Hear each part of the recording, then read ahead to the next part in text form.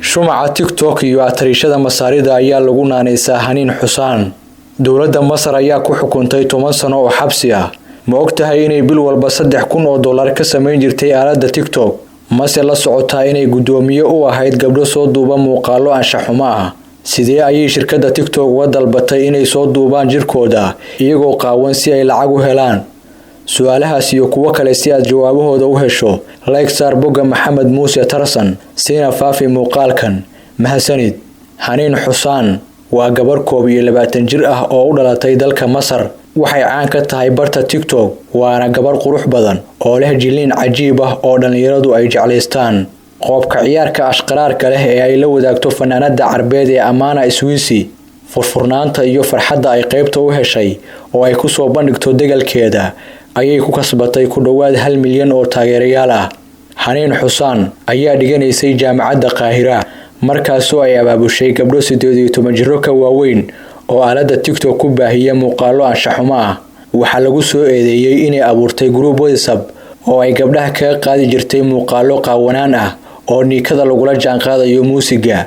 Waaxda dacwad oogidda ee dowladda Masar ayaa gabdhaha ku eedeysay dambiyo ay ka mid yihiin ku xadgudubka anshaxa qoysaska, midka diinta iyo dhaqanka bulshada Masar, iyo inay ka qayb galeen baahinta, soo banbixinta iyo dhiirigelinta gabdhaha asturan ee guryaha jooga.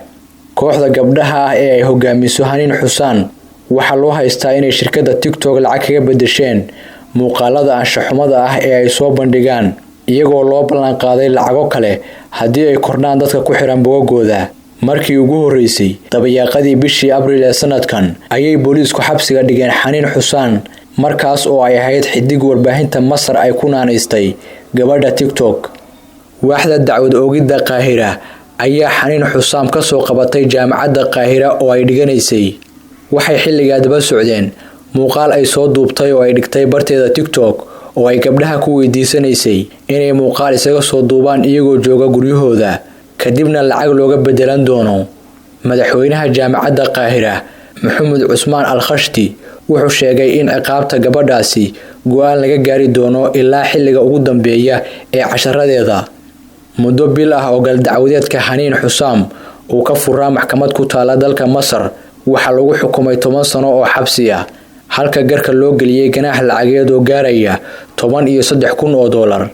3 gabdhood oo kale ayaa iyagana lagu xukumay min $13,000 oo ganaaxa inay mid kasta bixiso, waxaana dhammaantood lagu helay dambi ah ka ganacsiga muuqaalada haweenka. Madaxweynaha Masar Abdul Fattah Al-Sisi ayaa ku adkaystay in dalkiisu ilaalinayo xeerarka dhaqanka dadweynaha iyo sharciga Islaamka, kaasna ay ka soo horjeedaan muuqaalada anshax darrada ah ee lagu baahiyo baraha bulshada.